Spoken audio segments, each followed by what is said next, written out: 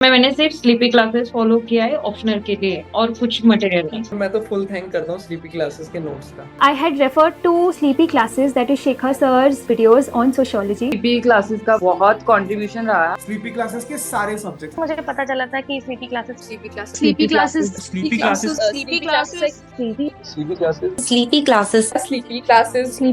मेरा स्लीपी के साथ इंटरेक्शन हुआ। Sleepy classes I completely relied on your channel. सिर्फ स्लीपी की वीडियोस ही देखी हैं। Sleepy classes sleepy classes is one of those मतलब इंस्टीट्यूशन जहाँ पे सभी टीचर अच्छे हैं। Hello everyone, my name is Rahul Kumar.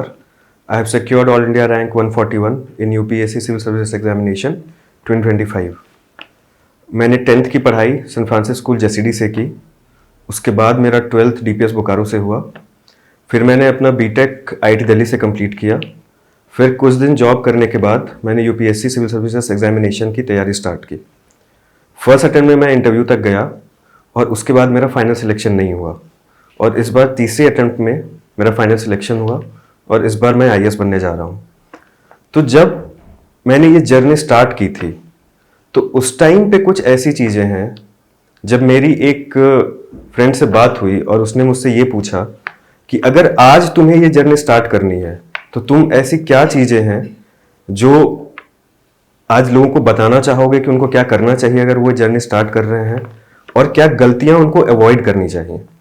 क्योंकि अभी यूपीएससी को लेकर के बहुत सारा मटेरियल है, बहुत सारा कंटेंट है, तो एक ऐसा एस्पिरेंट जो स्टार्ट कर रहा है वो बहुत ज़्यादा कंफ्यूज्ड हो जाता है rather than getting a clarity.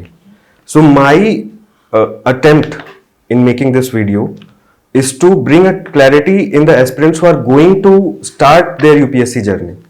What they should do, what they should avoid. इसमें पहला ये है कि अगर आप किसी टॉपर का वीडियो देखते हैं या अगर आप कोई टॉपर टॉक अटेंड करते हैं तो आप फिर ऐसा करने लग जाते हैं कि मैं इन्हीं की जर्नी इमिटेट करूंगा या फिर इन्हीं के नॉलेज लेवल को रीच करूंगा from the very first day. अगर उसने बोला है कि आप आंसर राइटिंग कीजिए, आप 3-4 न्यूज़पेपर्स पढ़िए, तो आपको ये लगने लगता है कि ये पहले दिन से ऐसा करना है। अगर मैं पहले दिन से ये नहीं कर रहा हूं तो मैं चीज़ें सही तरीके से नहीं कर रहा हूं, जबकि ये बिल्कुल भी सही नहीं है। जो जिनकी भी वीडियो आप देखते हैं, जिनसे भी आप टिप्स लेते हैं, वो इस जर्नी को ख़त्म कर चुके हैं और तब वो आपको ऐसा बताते हैं। लेकिन एक एस्पिरेंट जो अपनी जर्नी स्टार्ट कर रहा है वो बिल्कुल इन लोगों से अलग है, और आप बिल्कुल भी वैसा नहीं सोच सकते हैं और ना चीज़ों को उतनी गहराई से समझ सकते हैं। उसके लिए सबसे पहले the very first thing irrespective of whatever your background is, whatever your educational background has been, जो पहली चीज ये करनी है कि there are 4 subjects, 4 basic subjects in this preparation, that is polity, geography, history and economy. Please complete all these subjects first. आप कोई भी 2 सब्जेक्ट को टेकअप कीजिए। You can take up polity and geography and you can start with that, or you can take up polity and history and you can start with that.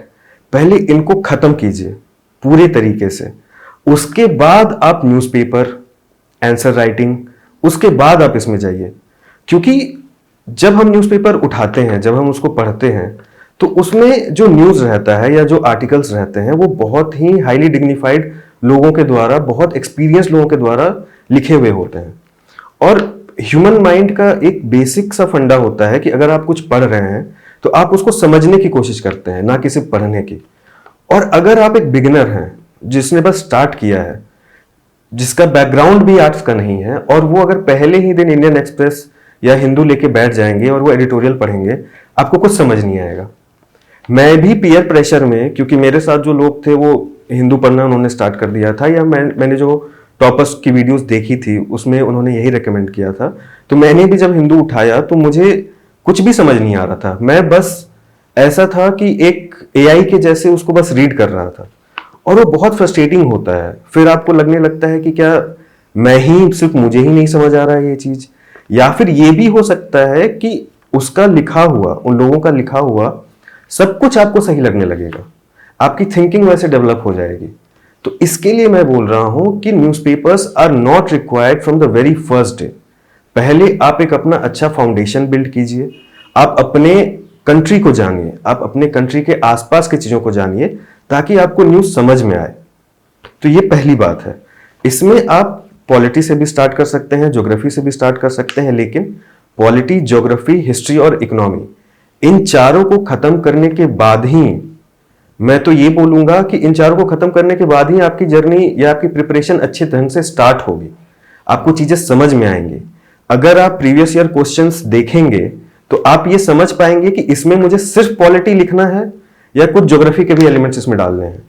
अगर आप society पढ़ने जाएंगे तो आपको समझ आएगा कि जो हिल ट्राइब्स हैं वो जिस टेरेन में जो रहे हैं, जो उन्होंने फील किया है over the past thousand of years, 2000 years, जो उनके साथ हुआ है, उसकी वजह से आज ऐसी पॉलिसीज बन रही हैं, या उनका जो कल्चर है वो उस वजह से है।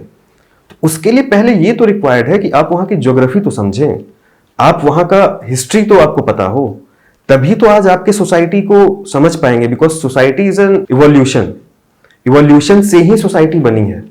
आज से 1000 साल की सोसाइटी पहले अलग थी, लेकिन as an aspirant, as an UPSC aspirant, आपको वो भी जानना बहुत इंपॉर्टेंट है। तो unless and until you complete all these 4 subjects, आप बाकी और कहीं पे भी अपना दिमाग नहीं लगाएं, नहीं यूज करें। तो अब अगर हम ये आए कि एक जो बहुत प्रोमिनेंट क्वेश्चन होता है लोगों का कि कोचिंग लेनी चाहिए कि नहीं लेनी चाहिए, तो ये बिल्कुल आपके इंडिविजुअल पे डिपेंड करता है। This is your individual choice, this is your individual decision कि आपको कोचिंग जाना है कि नहीं जाना है। आप बेसिक बुक से भी स्टार्ट कर सकते हैं, आप एक कोचिंग भी ज्वाइन कर सकते हैं, लेकिन फिर वही कि जब तक ये 4 सब्जेक्ट आप कंप्लीट नहीं कर लेते, कोई भी और सब्जेक्ट लेने का या उसको करने का कोई फायदा नहीं है। अगर आपको, जैसे अगर मैं सोर्स की बात करूं, तो अगर आपको पॉलिटी स्टार्ट करनी है तो आप इसको बिल्कुल लक्ष्मीकांत या डीडी बासु या आपको जहां से भी ये आपको सही लग रहा है करने के लिए, जैसे मैंने पॉलिटी लक्ष्मीकांत से किया था। ये एक बहुत अच्छी किताब है, बहुत इजी लैंग्वेज में लिखा गया है, इजी टू रीड है, इजी टू लर्न है। आपको एक बार में समझ में आएगी, 2 बार में समझ में आएगी। फिर आप थोड़ा सा गूगल कर सकते हैं, यूट्यूब पे वीडियोस अवेलेबल हैं कॉन्स्टिट्यूशन के, प्रियम्बल के, आप उनको देख के समझ सकते हैं। तो आप यहां से पॉलिटी शुरू कर सकते हैं। उसके बाद जहां तक ज्योग्राफी की किताब है, तो ज्योग्राफी के लिए 11th-12th की एनसीईआरटीज मस्ट है। उससे यूपीएससी भी पूछ रहा है। और अगर आपको ऐसे तो मुझे बहुत आसान लगा था वो समझने में, मुझे उसमें कोई कठिनाई नहीं हुई थी, लेकिन अगर आपको ऐसा लग रहा है कि वो बहुत टेक्निकल लैंग्वेज है तो आप 6th क्लास से भी स्टार्ट कर सकते हैं। लेकिन 6th to 10th में आप जो भी पढ़ेंगे वो आपको 11th-12th में मिल जाएगा। तो मेरा ये कहना होगा कि आप 11th-12th के एनसीईआरटी ज्योग्राफी के लिए बहुत अच्छे से करें। उसके साथ साथ जहां तक हिस्ट्री की बात है, तो हिस्ट्री के लिए आप बिपिन चंद्र की जो एनसीईआरटी है आप वहां से स्टार्ट कर सकते हैं। आप आर.एस. शर्मा कर सकते हैं एंशिएंट के लिए, आप सतीश चंद्र पढ़ सकते हैं मेडिवल हिस्ट्री के लिए, और उतना काफी रहेगा। वहां से आपको चीजें रिलेट हो जाएंगी, एक कंटिन्यूटी बनेगी, आप पर्सनैलिटीज के बारे में जान जाएंगे कि किस पर्सनैलिटी का क्या अलाइनमेंट था, उनका क्या सोचना था। तो आप जो हिस्ट्री के क्वेश्चंस आएंगे, चाहे प्रीलिम्स में हो या मेंस में हो, तो आप वहां पे अपना विजडम यूज करके कि ऐसा उसने किया होगा क्या, इसमें उसका योगदान रहा होगा क्या, उसकी लीनिंग लेफ्ट की थी तो क्या उसने इस मूवमेंट में भी अपना योगदान दिया होगा। आपको इस तरीके से सोचना है। हिस्ट्री को भी आपको एक एनालिसिस की तरह पढ़ना है, और ये तभी होगा जब आप किताबें उस ढंग से पढ़ेंगे, किताबें अच्छे से पढ़ेंगे। अगर आप अभी जब आप अपनी जर्नी स्टार्ट कर रहे हैं किसी टॉपर के नोट्स को उठा लेंगे और वो 1 लाइनर नोट्स आप रटना स्टार्ट कर देंगे, तो आपको उस पर्सनैलिटी की थिंकिंग नहीं पता चलेगी। आपको जो डेप्थ होना चाहिए इंडियन हिस्ट्री का वो आपको नहीं मिल पाएगा। अगर मैं इकोनॉमी की बात करूं तो इसके लिए आप एक बिल्कुल 11th-12th के एनसीईआरटीज को रेफर कर सकते हैं, लेकिन उससे भी ज्यादा अच्छा होगा कि आप जो बेसिक बुक्स आती हैं इकोनॉमी की जो अभी मार्केट में हैं, तो आप उससे स्टार्ट कर सकते हैं। और इकोनॉमी की तो अब बहुत सारे वीडियोस हैं यूट्यूब पे, रेपो रेट क्या है, रिवर्स रेपो क्या है, बैंकिंग सिस्टम क्या है, तो आप उस छोटे छोटे वीडियोस को रेफर करके आप उस कॉन्सेप्ट को अच्छे से समझ सकते हैं। इकोनॉमी ऐसा है कि अगर आप आज शुरू कर रहे हैं अपने प्रिपरेशन को, तो आपके इंटरव्यू तक जाते जाते इंडियन इकोनॉमी में बहुत कुछ बदल चुका होगा, वर्ल्ड इकोनॉमी में बहुत कुछ बदल चुका होगा, लेकिन जो टर्म्स हैं, जो कॉन्सेप्ट हैं, जिस तरीके से इकोनॉमी काम करता है वो नहीं बदलेगा। तो इकोनॉमी का सबसे जरूरत होता है इकोनॉमी के लिए कि आप उसके कॉन्सेप्ट्स को अच्छे से समझें कि रेपो रेट है क्या, ये डिसाइड कैसे होता है, इन्फ्लेशन को ये कैसे इंपैक्ट करता है, ये कब बढ़ेगा कब घटेगा, अगर बढ़ेगा तो क्या होगा मार्केट में, अगर घटेगा तो क्या होगा मार्केट में। अब इस पे सिचुएशंस बनेंगी जो प्रीलिम्स में आएंगी कि अभी वॉर हो रहा है, पेट्रोल के दाम बढ़ रहे हैं, तो अब रेपो का क्या होना चाहिए, रिवर्स रेपो का क्या होना चाहिए। सो उसके पहले ये है कि आपको इन टर्म्स को अच्छे से समझ लेना है। तो यह कोई भी बेसिक बुक उठा के जो यूपीएससी के लिए लिखी गई है उससे आप ये सब्जेक्ट को कर सकते हैं। तो ये इन चारों सब्जेक्ट का सोर्स है, और जैसे ही ये 4 आप कंप्लीट कर लें, इसके साथ साथ आप इसके प्रीलिम्स के पिछले 10 साल के पीवाईक्यूज आप इसको देखते चलें कि यूपीएससी क्या पैटर्न फॉलो कर रहा है, यूपीएससी आपसे क्या मांगना चाहता है। वो अगर मैं प्रियम्बल पढ़ूं तो एक चीज होती है किसी भी चीज को पढ़ना, उसमें बहुत अच्छा लगता है हमें, जब हम पढ़ते हैं हमें नॉलेज मिलता है, बहुत चीजें समझ आती हैं। लेकिन अब at the end of the day you will have to crack an exam to get जो आपको चाहिए। उसके लिए कुछ चीजें आपको रिटेन करनी होंगी। अब ये कहां से पता चलेगा कि 50 पेज के पार्लियामेंट के चैप्टर में ऐसा क्या है जो मैं रिटेन करूं, और यहीं पे पीवाईक्यूज आपका हेल्प करेंगे कि ऐसा कौन सा एरिया है, ऐसा कौन सा फैक्ट है जो यूपीएससी पूछना चाहती है, जहां यूपीएससी का इंटरेस्ट है, या ऐसा कौन सा तरीका है जिससे यूपीएससी क्वेश्चंस गलत करवा रही है। क्योंकि मैंने ये बहुत बार बोला है कि prelims is not about selection, it's about saving yourself from getting eliminated. Prelims से यूपीएससी सिलेक्ट नहीं करता, वो उन बच्चों को एलिमिनेट कर देता है जो यूपीएससी को समझ ही नहीं पाया कि इसको क्या चाहिए। तो अपने आप को एलिमिनेट होने से बचाइए, अच्छे से 10 साल के पीवाईक्यूज को करिए, उसको समझिए, उसको उसका एनालिसिस कीजिए कि मैं क्या याद करूं, मैं क्या रिटेन करूं। अब जब मैं एस्पिरेंट से बात करता हूं तो वो मेरे से बोलते हैं कि सर बहुत कुछ याद करने के लिए है। मैं बिल्कुल मानता हूं कि बहुत कुछ याद करने के लिए है, लेकिन सब कुछ याद करने के लिए नहीं है कि मैं एंड टू एंड एक चैप्टर को याद कर लूं। ये इम्पॉसिबल है, ये हो भी नहीं सकता और इसकी जरूरत भी नहीं है। तो मैं क्या रिटेन करूं, मेरे शॉर्ट नोट्स में क्या आए, ये आपको यूपीएससी पीवाईक्यूज से पता चलेगा। तो उसको रेफर करना बहुत ज्यादा इंपॉर्टेंट है पिछले 10 साल के लिए। फिर जब आपका ये चारों सब्जेक्ट हो जाए, इसके बाद अब आप मेंस की तैयारी में लगिए जीएस वाइज, और आप ऑप्शनल पे आइए। इसके बाद क्या होगा, जब आपका ये 4 सब्जेक्ट कंप्लीट हो चुका होगा, तब आप एक इन्फॉर्म डिसीजन ले पाएंगे कि मेरा ऑप्शनल होना क्या चाहिए। मैं बहुत बार ये देखता हूं कि बच्चे अपना प्रिपरेशन ही ऑप्शनल से स्टार्ट करते हैं, उनको बिल्कुल भी कोई आइडिया नहीं है यूपीएससी प्रिपरेशन के बारे में। वो एंथ्रो ले लेते हैं, वो सोशियोलॉजी ले लेते हैं, वो पीएसआईआर ले लेते हैं, जबकि उनको कुछ नहीं पता कि इसमें उनको क्या पढ़ेंगे।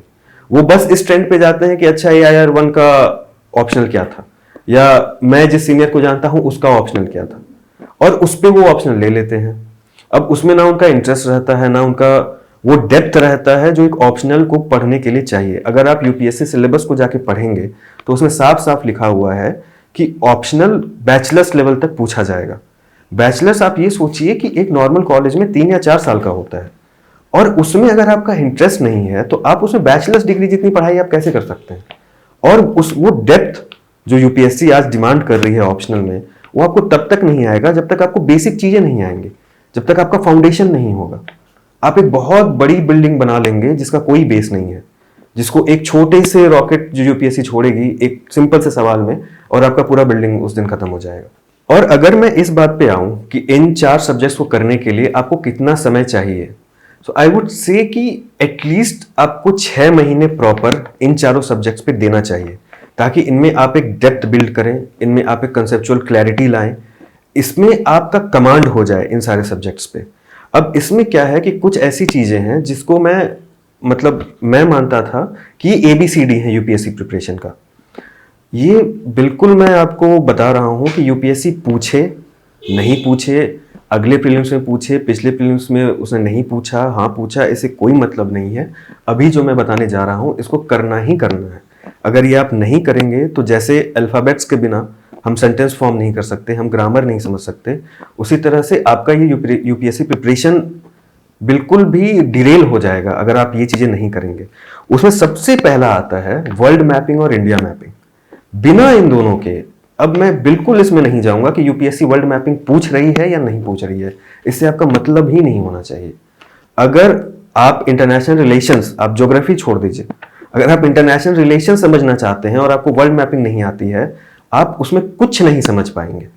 जब आपको पता ही नहीं होगा कि स्ट्रेट ऑफ हॉर्मुज कहाँ पे है, उसके आसपास के कंट्रीज कौन से हैं, उसका सिग्निफिकेंस क्या है, अगर आपको ये नहीं पता होगा कि ईरान के नेबर्स कौन कौन से हैं, क्यों यूएस की पॉलिसी पाकिस्तान की तरफ पिछले 1 साल में बदल गई है, तो इस चीज के लिए आपको वर्ल्ड मैपिंग समझना, उसको याद रखना, ये बहुत इंपॉर्टेंट है।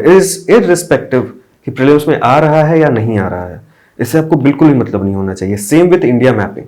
अब इंडिया में तो आप ब्यूरोक्रेट ही इंडिया के बनने जा रहे हैं और आपको यही नहीं पता कि नीलगिरी कहाँ है और हमारा गारो खासी जयंतिया कहाँ पे है, तो आप खुद सोच लीजिए कि आप कैसे ब्यूरोक्रेट बनेंगे। तो इंडिया मैपिंग और वर्ल्ड मैपिंग आपको बहुत अच्छे से करनी है।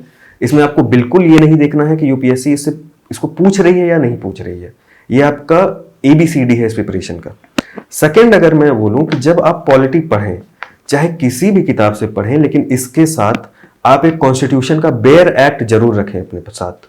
आप जब भी वो आर्टिकल पढ़ें, मान लीजिए आपने आर्टिकल 1 से स्टार्ट किया किसी भी किताब से, लक्ष्मीकांत से, DD वासु से, तो वो आर्टिकल जब आपने वहां से पढ़ा तो आप एक बार बेयर एक्ट में भी पढ़िए कि जो हमारा रियल कॉन्स्टिट्यूशन है, जो हमारा ओरिजिनल कॉन्स्टिट्यूशन है, उसमें क्या लिखा हुआ है। क्योंकि ये थीम यूपीएससी बहुत ज्यादा पिक कर रही है। पिछले के प्रीवियस प्रीलिम्स में भी इससे सवाल आए हैं कि ये शब्द कॉन्स्टिट्यूशन में है या नहीं, ये ऐसा कॉन्स्टिट्यूशन में कहा गया है कि नहीं, और इस बार तो इस प्रीलिम्स में तो आया ही है। तो इस चीज के लिए, और बिल्कुल मैं ये नहीं बोल रहा हूं कि आपको बेयर एक्ट याद करनी है, आपको बस उस आर्टिकल के साथ आपको पढ़ना है ताकि वो डीप मेमोरी में चला जाए कि ये आर्टिकल इस तरीके से कॉन्स्टिट्यूशन में लिखा हुआ है, तो वो आपको याद आ जाएगा। जैसे पिछले ही प्रीलिम्स में अगर मैं कहूं तो एक आया था कि पॉलिटिकल पार्टीज, ये वर्ड मेंशन्ड है या नहीं कॉन्स्टिट्यूशन में, तो मैंने कॉन्स्टिट्यूशन एंड टू एंड पढ़ा। जब मैं पॉलिटी पढ़ रहा था तो मैंने उसके साथ बेयर एक्ट भी पढ़ा, तो मैंने शेड्यूल 10 भी पढ़ा, तो मुझे पता है कि वहां पे पॉलिटिकल पार्टीज मेंशन्ड है, मुझे कोई कंफ्यूजन नहीं था उसमें।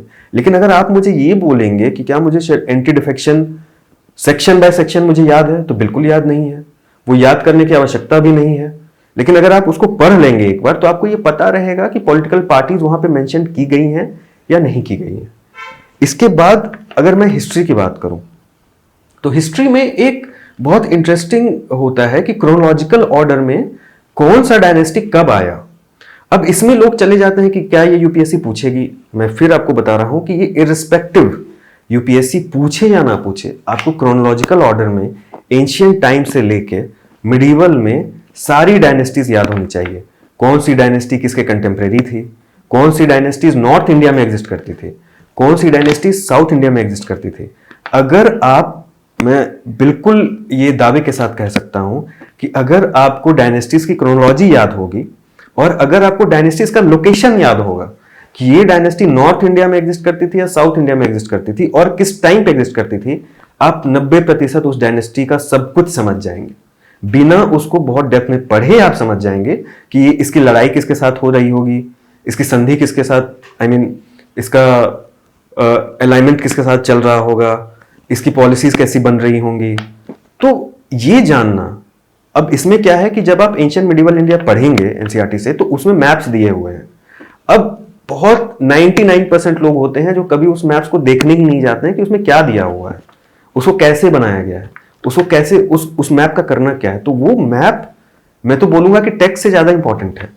बहुत ऐसे सवाल प्रीलिम्स में आए हैं, जो 3 प्रीलिम्स मैंने दिए हैं, जो उन मैप्स की वजह से मैं सही करके आ गया हूं।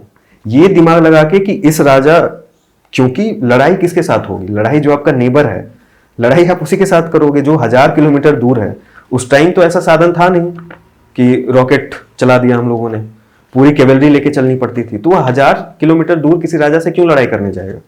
तो अगर आपको नेबर्स पता होंगे ज्योग्राफिकली, अगर आपको कंटेम्परेरीज पता होंगे कि इस टाइम पे कौन कौन से किंगडम्स एक साथ एग्जिस्ट करते थे, तो बहुत सारा क्वेश्चन तो आप ऐसे ही कर दोगे।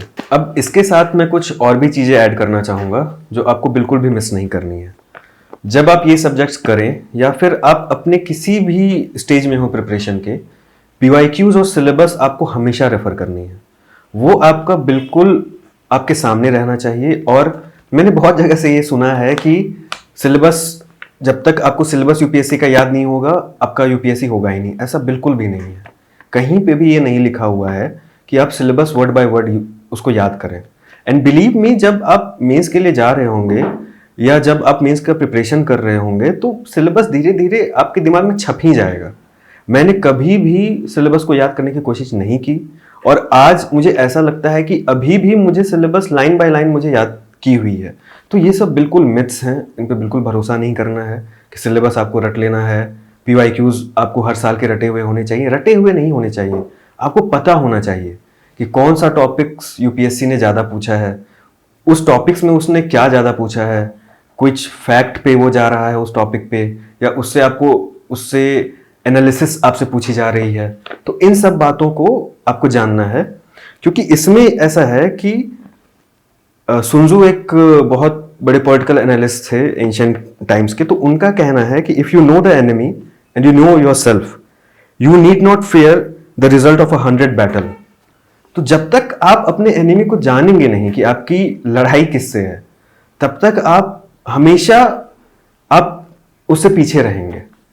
तो PYQs और सिलेबस यही दो ऐसी चीजें हैं जो एक एस्पिरेंट को ये बताता है कि यूपीएससी क्या है, उसकी एक्सपेक्टेशंस क्या है। तो बिना ये किए हुए, चाहे आप कितना ही अच्छा प्रिपरेशन क्यों ना कर लें, चाहे आप कितनी ही ज़्यादा मेहनत क्यों ना कर लें, जब तक आप ये नहीं जानेंगे कि आपका सामना किससे है, तब तक आपकी प्रिपरेशन अधूरी रहेगी। तो मेरा बिल्कुल ये कहना होगा कि आप PYQs और सिलेबस को हमेशा अपने सामने रखें, उसको रेफर करें, उसको पढ़ें, उसको समझने की कोशिश करें, याद करने की कोशिश बिल्कुल नहीं करें। वो इवेंचुअली आपके दिमाग में आ जाएगा। अब अगर हम इस पे चलें कि हमारा ऑप्शनल क्या होना चाहिए, तो वो बिल्कुल आप इस बात पे नहीं जाएं कि अभी क्या ट्रेंड में चल रहा है। आप इसमें ये देखें कि आपका इंटरेस्ट कहाँ है, आप किस सब्जेक्ट को उतने डेप्थ में जाके पढ़ सकते हैं बिना उससे ज़्यादा बोर हुए, या बिना ये सोचे कि इसमें कितना स्कोर आएगा या फिर इसका एवरेज अभी कितना जा रहा है। इतनी कैलकुलेशन आपको नहीं करनी है। आपको बिल्कुल ये देखना है कि आप किस सब्जेक्ट को 10 घंटे 12 घंटे उसमें दे पाएंगे, उसको अच्छे से समझ पाएंगे, और इसके बाद ही आपको अपना ऑप्शनल डिसाइड करना है। इसमें बिल्कुल बहुत सारे फैक्टर्स आते हैं कि किसका कितना गाइडेंस अवेलेबल है, किसकी कितनी टेस्ट सीरीज अवेलेबल है, किससे कितने सिलेक्शंस हो रहे हैं। आपको बिल्कुल ये सब ध्यान में रखना है, लेकिन जो इसमें से सबसे ज़्यादा प्रायोरिटी पे होगी वो होगा आपका इंटरेस्ट उस सब्जेक्ट में, जो आपको इस 6 महीने के बाद आपको समझ में आ चुका होगा कि मुझे सोशियोलॉजी लेना है, या मुझे एंथ्रो लेना है, या मुझे पॉलिटिकल साइंस लेना है। और अगर आप कंफ्यूजन में हैं तो आप टॉपर्स से बात करें, और टॉपर्स से बात करके या फिर किसी अपने सीनियर से बात करके आप उस सब्जेक्ट के बारे में जानें, ना कि आप ये जानें कि इससे कितने सिलेक्शंस हो रहे हैं। आप उस सब्जेक्ट के सिलेबस के बारे में जानें, तब आपको एक अच्छी क्लैरिटी मिलेगी कि ये सब्जेक्ट आपके लिए है या नहीं। मैंने बहुत लोगों को देखा है कि पीयर प्रेशर में आके उन्होंने कोई ऑप्शनल ले लिया जिसमें उनका कोई इंटरेस्ट नहीं था, और वो फिर उसमें फंस जाते हैं। अब उससे निकलने के लिए या तो उनको एक्स्ट्रा एक अटेम्प्ट स्किप करना पड़ता है, या फिर फिर से बहुत ज़्यादा मेहनत करनी पड़ती है एक नए ऑप्शनल के साथ। तो बिल्कुल इस चीज़ से बचें और अपने इंटरेस्ट के साथ बाकी चीज़ों को फैक्टर इन करते हुए अपने ऑप्शनल को लें। और इसमें मैं एक बात जरूर बोलूँगा कि अभी यूपीएससी को ऑप्शनल में जो डेप्थ चाहिए वो बिल्कुल भी आपको मार्केट में जो ट्रेंड्स चल रहे हैं उससे नहीं मिलने वाला है। ऑप्शनल के लिए बिल्कुल आप जो बुक्स हैं, जो रिकमेंडेड बुक्स होती हैं उस टॉपिक के लिए, आप उसको पढ़ें। उसके बाद अब जब बात आती है कि नोट मेकिंग को लेकर भी लोग बहुत ज़्यादा कंफ्यूज रहते हैं कि क्या मैं जब पहली बार पढ़ रहा हूँ तभी नोट मेकिंग करूँ, या नोट्स में क्या होने चाहिए क्या नहीं होने चाहिए।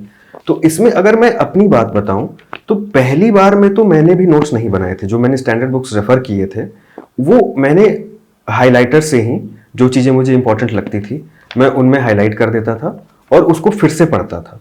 लेकिन अब धीरे धीरे जब आप इस प्रिपरेशन में आगे बढ़ेंगे तो बहुत सारी चीज़ें आ जाएंगी। ये बहुत ज़्यादा वास्ट सिलेबस हो जाएगा आपके लिए, तो इसमें चीज़ों को रिटेन करना, रिवाइज करना ये बहुत मुश्किल हो जाता है।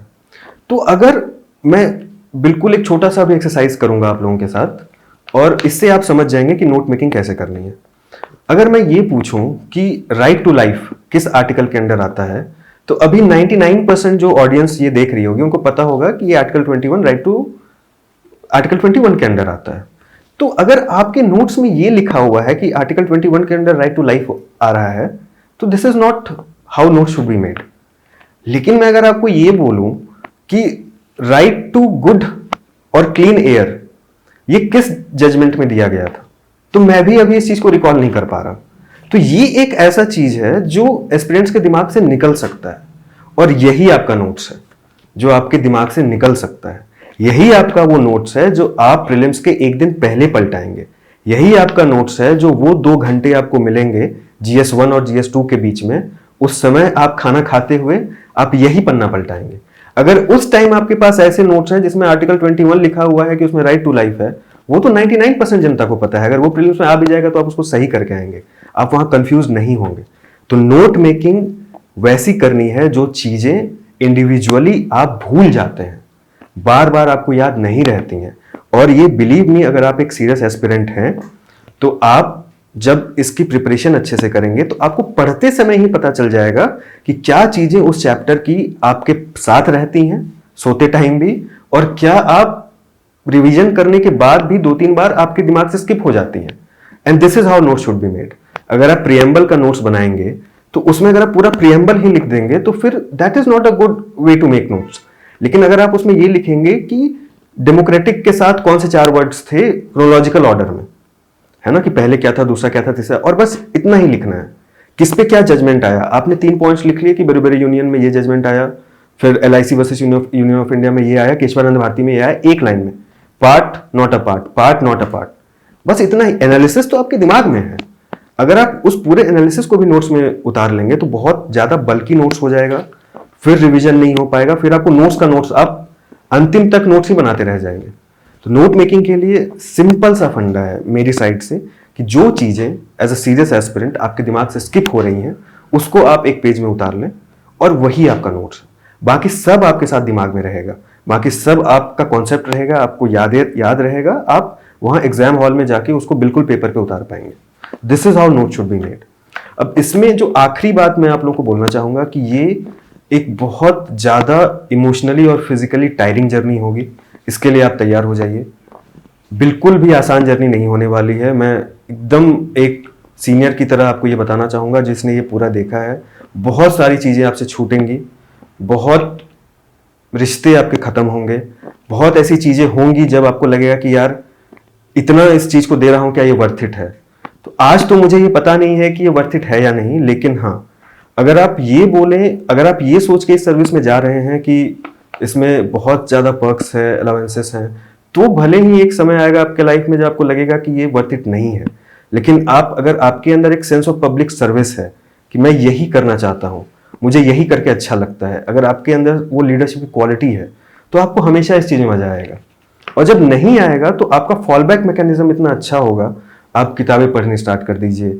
मैं लोगों को देखता हूं कि वो जब मेंस निकाल लेते हैं तब वो आके पूछते हैं कि भैया मेरी हॉबी क्या है। अब मुझे वहां पे लगता है कि मैं कैसे बताऊं कि तुम्हारी हॉबी क्या है। यूपीएससी तो तुमसे हॉबी पूछ ही इसीलिए रहा है कि जिस दिन तुम्हें किसी ऐसे जगह पे पोस्टिंग मिलेगी जहां तुम्हारे साथ कोई बात करने के लिए भी नहीं होगा और वो आपको मिलेगी, उसके लिए आप तैयार हो जाइए। उस दिन आप कैसे as an individual, not as a bureaucrat, as an individual कैसे सस्टेन करेंगे। इसलिए ये सारी चीजें भी आपको इसके साथ लेके चलनी है। बिल्कुल भी अपने आप को आइसोलेट नहीं करना है। आप सोसाइटी को गवर्न करने जा रहे हैं। अगर आप सोसाइटी से ही आइसोलेट अपने आप को कर लेंगे तो आप उसको गवर्न कैसे करेंगे। अपने दोस्तों के साथ रहना है, उनसे बातें करनी है, घूमने जाना है। अगर आप क्रिकेट खेलते हैं, कोई स्पोर्ट्स खेलते हैं, उसको और अच्छे से परस्यू करना है। आप कुछ नया स्पोर्ट्स सीख सकते हैं, आप कुछ नई चीजें डेवलप कर सकते हैं जो आपकी हॉबी बनेगी, जिसका आप उस बोर्ड के सामने, जिसको आप डिफेंड कर सकेंगे। तो बिल्कुल अपने physical as well as mental health का ध्यान रखिए और अच्छे से इस प्रिपरेशन को लीजिए। अब एक बहुत इंपॉर्टेंट और बर्निंग इशू जो अभी एस्पिरेंट्स के दिमाग में रहता है कि क्या दिल्ली से ही यूपीएससी प्रिपरेशन हो सकती है या क्या दिल्ली आके ही मैं आईएएस बन सकता हूँ। तो मैं इसमें अपनी कहानी आपको बताना चाहूँगा कि मैंने 2 प्रिपरेशन दिल्ली में रह के की, दिल्ली में दिया 2 अटेम्प्ट मेरे, और उसमें मेरा सिलेक्शन नहीं हुआ। और 24 के अटेम्प्ट के बाद मैं सितंबर में घर चला गया क्योंकि मेरी तबीयत बहुत ज़्यादा ख़राब हो गई थी दिल्ली में रहते रहते। यहाँ का खाना, यहाँ का पानी, यहाँ का एनवायरनमेंट। उसके बाद मैं घर गया, मैंने वहाँ पे एक लाइब्रेरी ज्वाइन की और 25 का रिजल्ट मेरे भी सामने है और आप लोगों के भी सामने है। और मैंने 25 का प्रीलिम्स घर से ही रह के दिया, 25 का मेंस घर से ही रह के दिया। 2 महीने इंटरव्यू की तैयारी मैंने घर से ही की। उसके बाद मॉक्स देने के लिए मैं अभी वापस दिल्ली आया। तो इसमें बिल्कुल ही आपको पता चल गया होगा कि यूपीएससी क्रैक करने के लिए दिल्ली आने की बिल्कुल भी ज़रूरत नहीं है। एक तो यहाँ का जो कॉस्टिंग है, जो रहने खाने का है, ये मिनिमम आप लेके चलिए कि 20 से 25 हज़ार तो आपको महीने के लगेंगे ही। और उसके बाद यहाँ का जो इकोसिस्टम है, जो इन्वायरमेंट है, जो आप अगल बगल देखते हैं कि इतने लोग हैं एक पर्टिकुलर एरिया में, वहाँ से कितनों का ही सिलेक्शन हो रहा है। मैं भी यहाँ पे एक भीड़ का हिस्सा बन गया हूँ। अगर आप कुछ लाइब्रेरी में कहीं बैठे हुए रहते हैं तो आपके अगल बगल लोग ऐसी चीज़ें पढ़ रहे होते हैं जिसके बारे में आपने कभी सुना भी नहीं होता है। अब आप ये बिना जाने कि वो इस एग्ज़ाम के लिए रिक्वायर्ड है या नहीं है, आप वो पढ़ना स्टार्ट कर देते हैं, बस इसलिए क्योंकि आपको एक फोमो आ जाता है, एक फियर ऑफ मिसिंग आउट हो जाता है आपके अंदर कि अगर मैंने ये नहीं पढ़ा तो क्या पता मेरा सिलेक्शन ही ना हो। और ऐसा बिल्कुल नहीं है। तो जब मैं घर गया तो मेरी फिजिकल हेल्थ ही बहुत इंप्रूव हुई, मेरी मेंटल हेल्थ ही बहुत इंप्रूव हुई, और मैं एक इमोशनली बहुत स्टेबल इन्वायरमेंट में चला गया। तो उससे बहुत ज़्यादा हेल्प हुई इस प्रिपरेशन में। तो अगर आप मुझसे ये पूछेंगे कि यहाँ दिल्ली आके प्रिपरेशन करूँ या घर से प्रिपरेशन करूँ, एक तो पहला ये बिल्कुल आपका इंडिविजुअल चॉइस होगा, आपके घर के एनवायरनमेंट पे भी डिपेंड करेगा कि आप वहाँ पे रहना है या नहीं रहना है। लेकिन हाँ, अगर किसी का ऐसा है कि वो घर में रह के बहुत अच्छे से प्रिपरेशन कर रहा है तो बिल्कुल भी दिल्ली आने की आवश्यकता नहीं है। यहाँ पे आके इस इकोसिस्टम में आना, यहाँ के महंगे टेस्ट सीरीज़, यहाँ का महंगा कोचिंग, आजकल सब कुछ ऑनलाइन अवेलेबल है, बहुत सारा गाइडेंस अवेलेबल है। मैं खुद कभी भी किसी भी मेंस टेस्ट सीरीज़ का हिस्सा नहीं रहा हूँ। मैंने बहुत ज़्यादा PYQs को प्रैक्टिस किया है। हाँ, एक तरीके से मैं लकी था कि मेरे पास सीनियर्स थे, मेरे पास मेरे बैचमेट्स थे, मेरे फ्रेंड्स थे जो ऑलरेडी सिलेक्टेड थे।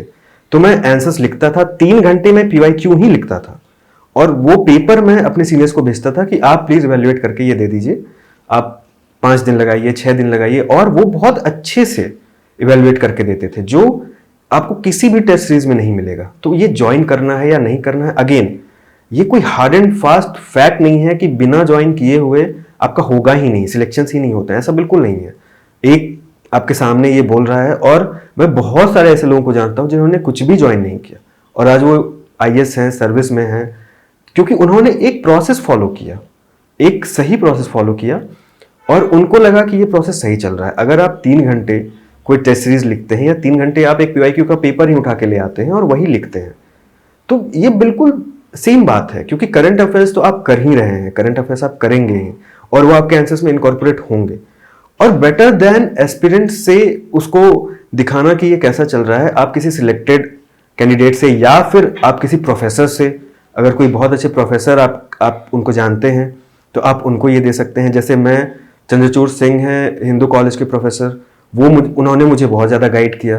तो मैं आंसर्स लिख के उनको भेजता था, वो पढ़ के मुझे बताते थे कि तुम्हारा इंट्रोडक्शन में ये भी रहना चाहिए, तुम्हारे बॉडी में ये भी रहना चाहिए। तो इन अ वे आई वाज लकी।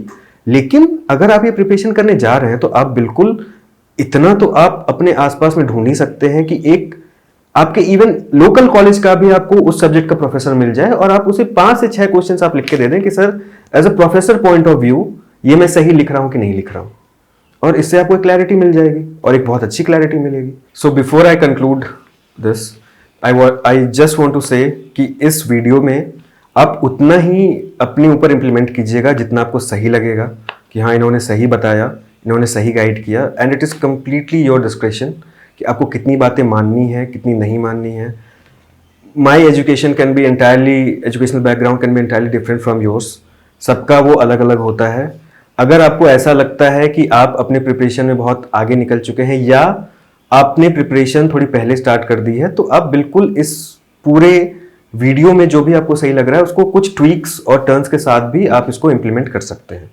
और eight the end of the journey आपको हमेशा ऐसा लगेगा कि कुछ ना कुछ छूटा हुआ है, कोई एक टॉपिक रिवाइज नहीं हो पाया, कोई एक आंसर परफेक्ट नहीं हो पाया। तो ये सबके साथ होता है। ये हर जो 958 कैंडिडेट्स जो इस बार सिलेक्ट हुए हैं, सबकी जर्नी अलग है, सबका अपना अपना परसेप्शन है इस एग्जाम को लेकर के, और ये बिल्कुल आपके ऊपर है कि आप किस चीज़ को सही मानते हैं और किस चीज़ के साथ आगे बढ़ते हैं। So all the very best from my side. I hope आपकी जर्नी छोटी रहे और बहुत अच्छी रहे। Thank you.